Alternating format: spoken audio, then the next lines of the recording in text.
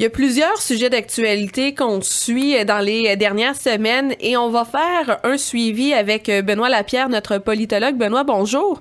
Salut Marie-Ève. Cette semaine, on fait un suivi de certains dossiers traités lors des dernières semaines et on commence avec les États-Unis et la procédure de destitution contre le président Donald Trump qui devrait entamer une nouvelle étape la semaine prochaine. Oui, la semaine prochaine, si tout va bien, le comité judiciaire devrait entrer en scène. Le comité judiciaire, c'est le comité qui suit le comité des renseignements. C'est ça qu'on a vu jusqu'à présent, où ce que le comité, la Chambre des représentants collectait des informations. Et là, lors du comité judiciaire, on débat pour savoir si les informations qu'on a recueillies, c'est assez important pour pouvoir vraiment porter formellement des accusations contre le président. Le jugement du comité judiciaire devrait prendre sa décision le 12 décembre prochain. C'est quasiment sûr qu'il va y avoir une mise en accusation du président, étant donné que la Chambre des congrès est à majorité démocrate et que justement c'est un vote des représentants qui va décider si oui ou non il y a des accusations. Si tout se passe bien, entre guillemets, pour les démocrates, les accusations vont être faites et le procès en tant que tel pour le président, ce serait au Sénat et ce serait en début 2020. Et est-ce qu'on a appris quelque chose de nouveau lors des audiences? On n'a rien appris de vraiment de spécial. Il n'y a pas eu des révélations fracassantes. C'est surtout des confirmations des doutes qu'on avait. Comme par exemple, on a su qu'il y avait vraiment un canal diplomatique parallèle qui était mené par l'avocat personnel de Donald Trump, Rudy Giuliani. Ça, on a su que ça existait. Il y a aussi l'ambassadeur à l'Union européenne, Gordon Sondland, qui a confirmé qu'il y avait vraiment eu une demande de contrepartie de Donald Trump en échange de l'aide militaire qui était promise. On a aussi appris que l'aide militaire que les États-Unis devaient à l'Ukraine a vraiment été gelée pendant une certaine période. On parle de 55 jours où l'argent a été gelé. Mais aussi, il y a eu certains témoignages qui sont contredits en tant que tels. Comme par exemple, l'ambassadeur de l'Union européenne, Gordon Sondland, a nié le fait qu'il y avait une diplomatie parallèle. Donc, c'est ça. C'est mi-figue ni raisin là-dessus pour les révélations. Et malgré les audiences publiques et ces révélations, la cote de popularité de Donald Trump reste stable. Ça, c'est quand même assez impressionnant parce que malgré tout ce qu'on a entendu, tout ce qu'il y a eu à propos de Donald Trump, les chiffres n'ont pas vraiment bougé pendant les semaines d'audition, puis même on peut regarder plusieurs mois en arrière. Il y a encore 50% de la population qui demande la destitution du président et ça, ce chiffre-là n'a pas vraiment bougé à travers le temps. Et une autre chose, le taux d'approbation du président a resté stable à 40% depuis les 3 dernières années. Ça, peu importe les scandales, peu importe les péripéties, ce chiffre-là a quand même resté vraiment stable au cours du temps. Et là, tu nous amènes maintenant en Bolivie où la présidente par intérim de la Bolivie a promulgué dimanche une loi convoquant de nouvelles élections présidentielles et législatives. Oui, on se rappellera que la Bolivie est en proie à des troubles politiques depuis le mois d'octobre.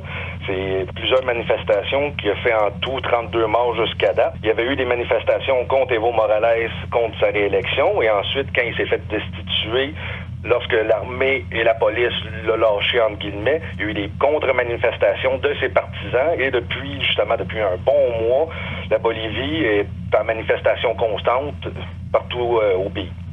Le projet de loi qui a été voté aujourd'hui annule le résultat des élections d'octobre et interdit à Evo Morales de se représenter pour un 3e mandat consécutif. On se rappellera que le début des manifestations, c'était justement sur ce point-là que ça avait accroché. Selon la constitution bolivienne, un président peut juste se présenter 2 fois et Evo Morales avait voulu se présenter une 3e fois. Même si le président Morales, avec le support de la population, le fait de se représenter pour une 3e fois avait vraiment chauffé à blanc l'opposition qui ont tenu jusqu'au bout. Une autre chose que le projet de loi qui a été voté dit, c'est qu'il n'y aura pas d'amnistie pour Evo Morales dans le cas où il reviendrait en Bolivie. On se rappellera que pour l'instant, il est en exil au Mexique. Pour l'instant, il n'y a pas vraiment de date pour les prochaines élections.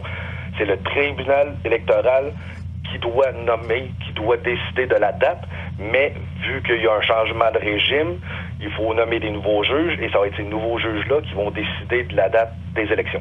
Et toujours à propos d'élections, on finit la chronique au Royaume-Uni où les Britanniques sont en pleine campagne électorale.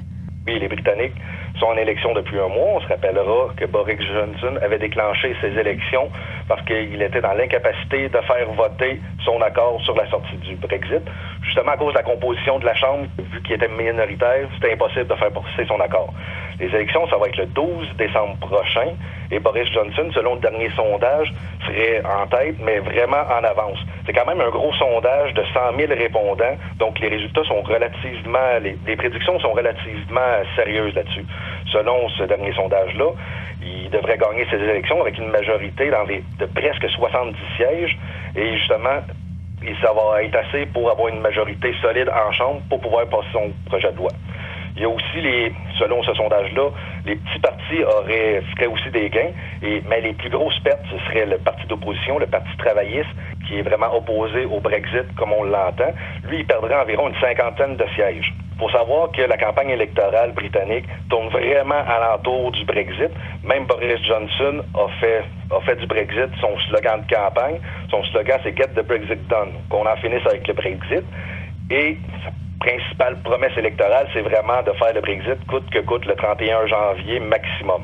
S'il est élu, c'est clair que ses députés vont pouvoir voter et justement le projet de loi qui vont entériner la sortie du Royaume-Uni de l'Union européenne devrait être voté dans le cas échéant. Ça a été un pari risqué pour Boris Johnson de déclencher des élections pour pouvoir avoir une majorité suffisante pour pouvoir voter le Brexit. On se rappellera que Theresa May avait fait le même coup en 2017, mais lors de ces élections-là, elle avait fini avec moins de députés qu'elle avait commencé. Finalement, si Boris Johnson réussit son coup de poker, comme on a le droit de le penser, ça va mettre un terme à une saga qui dure depuis 3 ans, qui a vu passer 3 premiers ministres et 2 élections législatives. Rien de moins. Donc, j'imagine que c'est des sujets qu'on va suivre pour le restant de l'année. Benoît Lapierre, merci beaucoup. Merci à toi. Salut.